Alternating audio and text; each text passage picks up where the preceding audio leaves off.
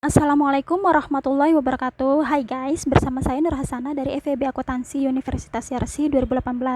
Kali ini saya akan tutorialkan cara membuat laporan laba rugi dalam pengaplikasian Microsoft Excel. Sebelumnya saya jelaskan sedikit terkait pengertian laporan laba rugi ini ya guys. Jadi, laporan laba rugi merupakan laporan yang menyajikan informasi pengeluaran, pendapatan, serta laba atau rugi yang dihasilkan perusahaan selama periode tertentu. Laporan laba rugi ini memperlihatkan kinerja keuangan dari suatu perusahaan. Selain itu, laporan ini juga fungsinya sebagai alat memonitor kemajuan dan kekurangan keuangan perusahaan. Nah, untuk cara penyusunan laporan laba rugi ini hanya menggunakan akun-akun yang berhubungan dengan laporan laba rugi saja, seperti akun pendapatan, HPP, beban, dan biaya lainnya, yang data-datanya didapat dari neraca lajur pada kolom laba rugi. Jadi sebelumnya kita harus menyusun neraca lajur dulu ya. Dari saldo di neraca lajur itu kita pindahkan ke laporan laba rugi. Untuk detailnya, langkah-langkah penyusunan laporan keuangannya, ikuti terus video ini ya guys. Pertama-tama kita masuk ke sheet menu utama. Nah, di menu utama ini kita klik laporan laba rugi. Nah, kita sudah masuk ke sheet laporan laba rugi. Kemudian buat format seperti ini, seperti di video di atas. Laporannya atau judulnya itu harus menuliskan identitas atau nama perusahaan, jenis laporan, dan periodenya. Seperti pada video ini ya, ada nama PT-nya, laporan laba rugi, dan periodenya. Nah, selanjutnya buat kolom kode akun, nama akun, jumlah, dan total.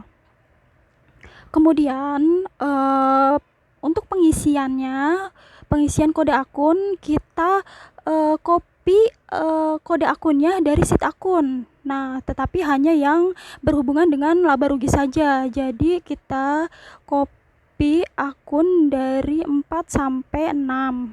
Kita copy, kemudian kita paste di laporan laba ruginya. Nah, seperti ini. Kemudian selanjutnya pengisian untuk kolom nama akun. Kita menggunakan rumus VLOOKUP, yaitu pertama kita letakkan kursornya di B8, masukkan rumus sama dengan VLOOKUP,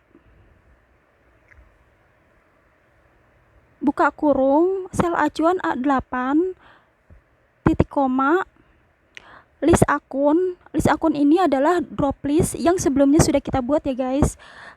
Lalu titik koma 2 merupakan kolom kedua dari sheet akun. Kemudian titik koma false, tutup kurung. Nah, kemudian rumusnya kita copy sampai bawah. Lalu buat space untuk pengisian, space 2 baris untuk pengisian jumlah pendapatan, HPP, dan biaya. Nah, dari masing-masing komponen ini kita akan jumlahkan.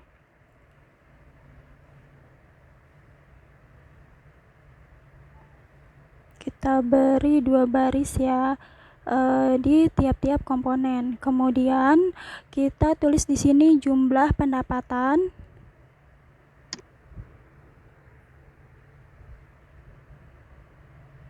lalu di sini jumlah harga pokok penjualan,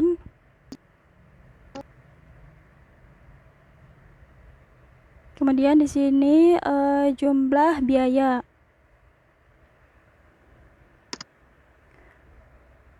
Kemudian untuk pengisian kolom jumlah didapat dari jumlah debit dan jumlah kredit pada laporan laba rugi di sheet neraca lajur. Kita lihat ya di neraca lajurnya. Ini kolom neraca lajur ini merupakan penjumlahan debit dan kredit pada kolom neraca lajur ini ya, untuk mengisi kolom jumlah di laporan laba rugi.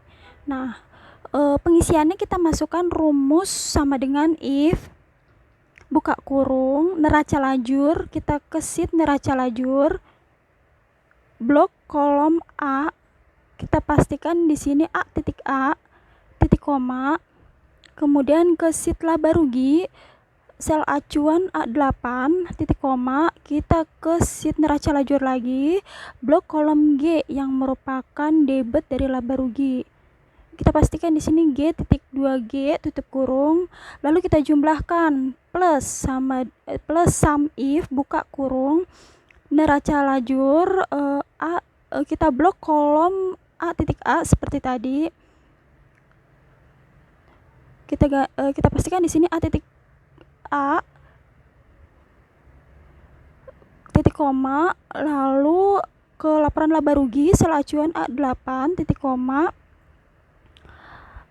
kemudian neraca lajur blok kolom H yang merupakan kredit dari laba rugi. Kita pastikan di sini H titik 2H tutup kurung, enter. Nah, di sini kita sudah memasukkan rumusnya, kemudian kita copy rumus itu sampai bawah.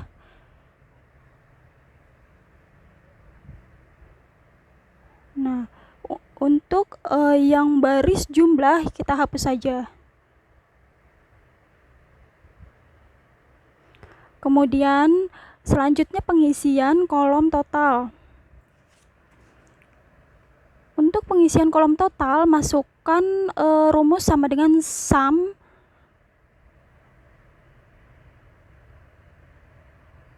total.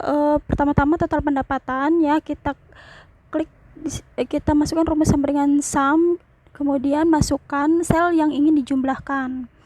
Kemudian selanjutnya jumlah harga pokok penjualan sama dengan sum, kemudian masukkan sel yang ingin dijumlahkan, dan jumlah pendapatan sama dengan sum, masukkan jumlah sel yang ingin dijumlahkan. Setelah itu ini ada baris yang tidak terpakai, kita delete saja.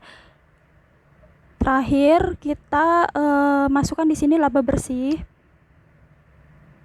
Nah, laba bersih ini didapat dari jumlah pendapatan dikurang HPP dikurang biaya. Jadi sama dengan di sini jumlah pendapatan dikurang jumlah HPP dikurang jumlah biaya. Nah, setelah itu akan didapat laba bersihnya.